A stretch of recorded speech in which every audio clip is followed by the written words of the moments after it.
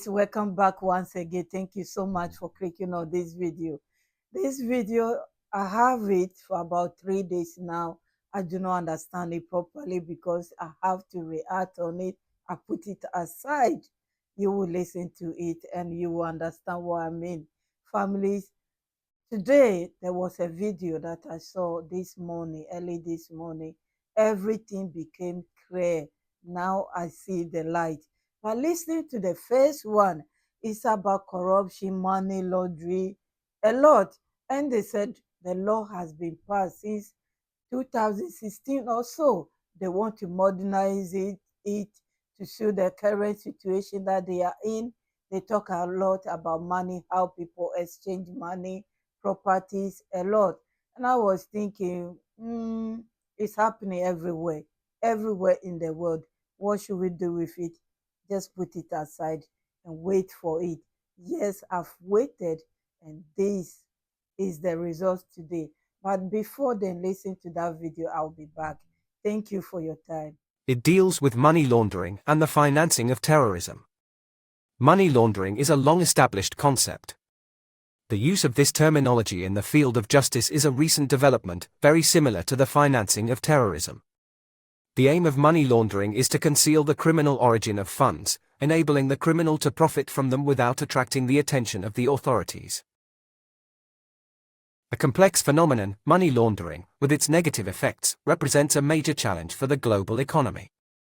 Fraud, financial crime, or even corruption, the dirty money thus obtained is placed and then dispersed in the systems via complex arrangements, injecting into banking circuits or the real economy. The funds originating from a criminal offense have had their origin and ceto disappear. The money that was dirty is completely laundered. In Mali, we adopted on March 17, 2016. A law to combat money laundering and the financing of terrorism. When we look at the substance of this law, we see that the offender will use a system, for example, to conceal the illicit origin of the funds. So it's funds that are, in quotation marks, dirty, that are going to be laundered through the operations that are going to be carried out. Criminal or tortious. Money launderers go through various stages and use various methods.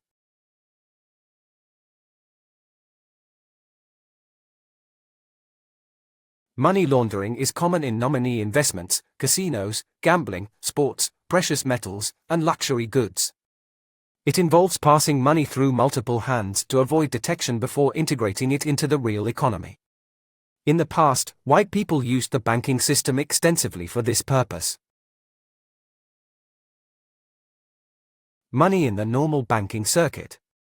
But what we're seeing more and more of today is real estate, because banks are subject to customer due diligence obligations. Those who engage in these practices are very well dressed. When you put the property in your name, when local makes an inquiry, we'll know that it belongs to you. And if you can't justify it, we can press charges for illicit enrichment. So what can we do to avoid this? Creating a company in someone else's name. You acquire an asset, whether real estate or movable property, in someone else's name. So these are so-called lending operations, not punishable by law. Money laundering is linked to the financing of terrorism, says Prunser Keita. The two are intimately linked, but they are different offenses because, as we said, in money laundering, we seek to eliminate the illicit origin of the funds. Now, financing terrorism means making resources available to terrorist groups. Anaplastic. The perpetrators of money laundering are often linked to terrorism, because it's these actors who make funds and resources available to terrorists. That's why Mali has adopted a law that criminalizes both money laundering and terrorism. And as there is a strong link between the two offenses, they are dealt with in the same law. Transnational organized crime, those subject to the obligation to combat money laundering. The law provides for penalties of up to 7 years imprisonment and a fine of up to 3 times the amount of money laundered. Malian judges have been given the option of imposing penalties on legal entities. So where we apply? A fine? The fine for a natural person is 1 million, while for a legal entity it is 5 times that amount. The judge can also dissolve a legal entity involved in these offenses. The Malian legal system is complex, and money laundering is difficult to trace. It disrupts social norms and is harmful to security. Yes, you listen to the corruption money, the money laundry, and all. Yes, there was a reason why they shared that video first. Sometimes they do that. I've noticed that about Burkina Faso. This is the reason why that video or that speech came out first. Please, families, listen to this one, and I'll be back. You'll be amazed. You will be surprised. I'll be back, families. Thank you for your time. Following the serious revelations made on Monday, November 4, 2024 by His Excellency Captain Ibrahim Traoré, President of the Head of State, concerning the misappropriation of public funds and illicit enrichment involving assets estimated at over 3 billion CFA francs, we have discovered other cases of abuse of power resulting in a loss of financial resources. Estimated at several billion CFA francs from 2001 to 2022. Driven by limitless greed, a contempt for their fellow man and a lack of social conscience and human sensitivity, obsessed with power, have undermined the rules of good governance and virtuous management of public assets. This gloomy picture of our country's history reveals privatization operations that were tantamount to spoliation, where hopes of harmonious development were betrayed by voracious and unscrupulous private interests. This talk will focus on the 2001 privatization of Socogid, Burkina's real estate construction and management company, whose real estate assets were estimated at 3,208 plots, more than half of which had already been built on. The company Asimo benefited from this privatization instead of transparent management of the national land assets transferred. Embarked on a sales cycle. The acquisition and mortgaging of land with political complicity. The parent company's findings on the Socogid privatization process reveal that Asimo was able to resell the company's privatized assets. Vault for buildings located between the Lycée Saint-Exupéry and the German embassy, at a cost of 1,700,000,000 CFA francs, and was then used to pay the related financial consideration, which amounted to 1,793,617,464 CFA francs. This mechanism raises the question of the creditor paying himself, and suggests that the privatization of Socogid by the state of Burkina Faso was more akin to a gift from the state to Mrs. Elisata Ouedraogo di Cando, chairman of the board of directors of Asimo, insofar as the state was impoverished as a result, in addition to this sale by the purchaser of Socogid. Other sales were as important as illicit. Immediately after the privatization agreement, sales of plots of land immediately after Socogid's privatization totaled the incredible sum of 7,100,000,000 CFA francs in less than 5 years. In fact, as soon as the privatization agreement was signed, the purchasers hastily disposed of almost all of Socogid's assets through transactions. This expedient raises questions as to the true intention behind the privatization, casting considerable doubt on the transparency and ethics of these operations. Acquisitions on the night of the massive land grab by the companies Asimo and Socogid, now the property of Madame Elisata Ouedraogo di Cando and her sons and daughters, have involved, among others, 183.47 hectares and 153.51 hectares in the Balqui district, awarded in 2003. Both companies belong to the same family.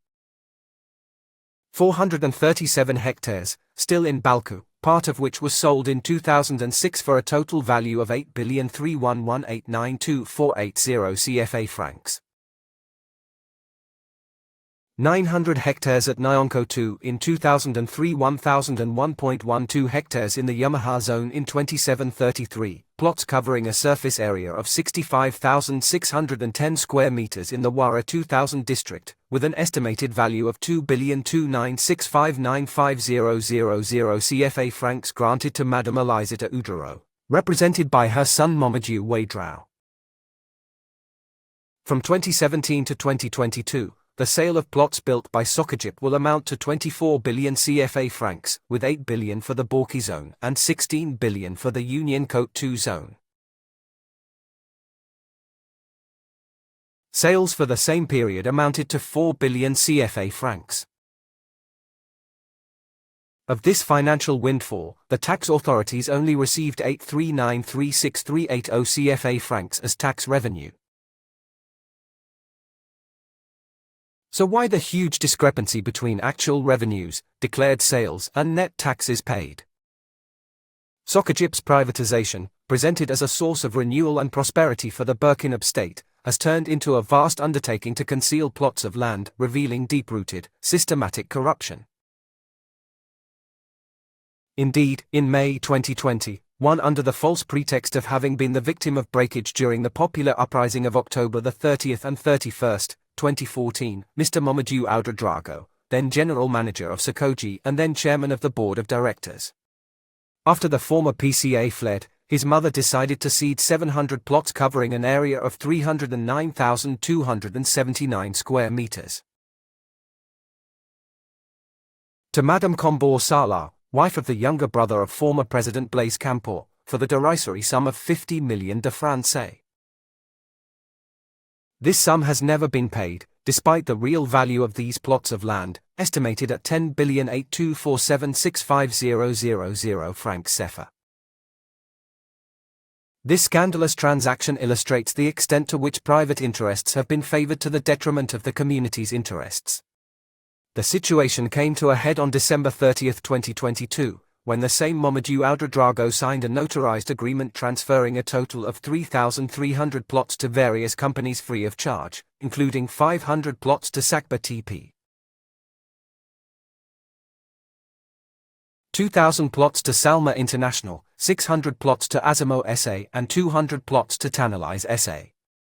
All these companies are owned by the brothers. Sister to the mother and to Mr. Mamadou Ouedraogo himself, the total value of his plots amounts to 19,800,000,000 CFA francs, demonstrating the scale of the spoliation. A clash between authorities and real estate developers. These acquisitions also reveal insidious land-grabbing practices carried out with the complicity of authorities. Not only have they not followed the normal rules in this area, but the promises made to the population have not been respected, creating tensions and spoliation-related crises in some places. These various maneuvers following privatization reveal a climate of predation, corruption, and embezzlement to the detriment of the state and its hard-working citizens. Today, while our country is fully engaged in the war against terrorism, these funds derived from criminal practices are used by their owners or holders to finance the enemies of the people. Yesterday's thieves have become today's sponsors of terrorist action and destabilization against Burkina Faso. Yesterday, they compromised the well-being of the Burkina people. Today, outside Burkina Faso is still motivated by greed for power, and is still helping to hinder its growth, independence, and development. Consequently, while reaffirming the determination of the transition under the leadership of His Excellency Captain Ibrahim Traoré, President of Faso, head of state, has re-established the values of integrity, solidarity, honesty, courage, fairness, transparency, and probity. The government will take all appropriate and firm measures against individuals and companies whose actions harm our cherished homeland. Some measures are already underway, while others are in the pipeline. In any event, the matter will be referred to the courts to ensure that the full force of the law is brought to bear on the perpetrators and accomplices of all these misappropriations. The public is therefore being urged to commit to this dynamic, to denounce all cases of financial embezzlement, asset theft, abuse of authority and power against honest citizens, and to stop buying plots of land from now on with the companies in question, until urgent measures are taken. All the institutions and structures involved in the fight against these scourges are called upon. We expect to see a rapid response to whistleblowing, complaints, and economic crime cases. Together, Evan defeated a society of justice, peace, and prosperity for all. Fatherland or death, we shall overcome. So this is how many governments, I will not say Africa alone, the corruption is everywhere, even in these so-called developed countries. That's how they do it, but it just Africa is worse. Consider Africa is called the poor country. The poor is stealing from the poor. Can you imagine? one family amount of money they have embezzled into their own, coffee or whatever I will call it. Just disgraceful. I'm not surprised, and I know many of you, if you are African, you will not surprise. They are discussing this is how our politicians use our money, use our people. This is why some of the reason why Africa is not developing. You see a rich, very, very rich, and the poor is very, very poor. And they don't give a damn. They don't care about it. Shocking. It's just shocking. Anyway, families, I will leave you here. You listen to all already. I don't know what is going on in your mind. Leave comment, please. If you are in Africa country and something like that is going on, how are they managing it? How are they going to go about it? Please leave a comment, because this government, they will deal with them one by one. It doesn't matter whether it has happened before they come into power or not. So far as they are aware of it, they will deal with them. And this is how it's supposed to be. They need those taxes. They need those money to look after the people, to protect the countries. One family can take it all. Anyway, families, I will leave you here. Credit to RTB and Faso 7. Thank you, families. Please share the video, like it, and also subscribe if you are new here.